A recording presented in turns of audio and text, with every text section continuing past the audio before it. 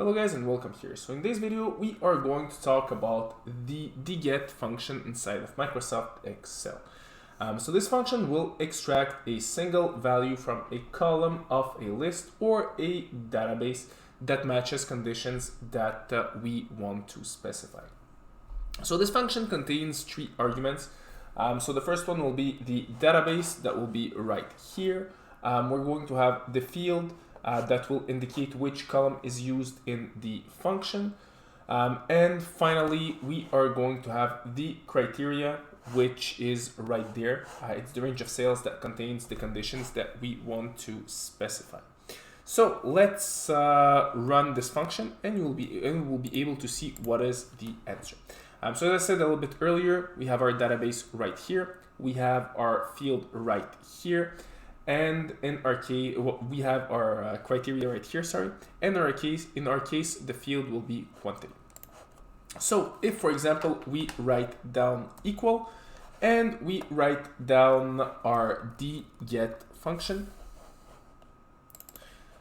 we are going to have to, first of all, enter our database. So here we go, we have our database right there. The second element will be the field. So as I said, the field in our case will be quantity.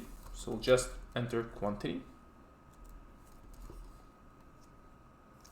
It's important to add those little commas right here.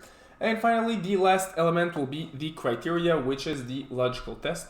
So it's going to be this one right there. So we want a car that is yellow with a price that is higher than 5,000 and a weight that is lower than 2,000. And just like that, we can close our parentheses. And here we go. It's going to be 5. So right here, we have our car that is yellow. It has a price that is higher than 5,000 and a weight that is lower than 2,000. So it respects all the elements. So we can, for example, in this case, I can refresh it. And each time that I refresh it, the answer will change. So in this case, it's we have received an error. So why exactly we have the error none? This means there is two values that give the same answer. So in our case here, this car, for example, is yellow, has a price tag that is higher than 5,000 and a weight that is less than 2,000.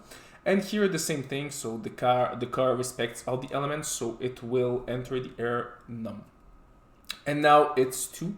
Because only this car right here respects all the elements that have been requested right there. Because if we check at this car, yes, the price is higher than 5,000, but the weight is higher than 2,000. And inside of our requirements, the weight has to be lower than 2,000. So this is how you use the DGET function inside of Microsoft Excel. So as always, if you like this video, don't forget to leave a like, to subscribe, and see you in another of my videos.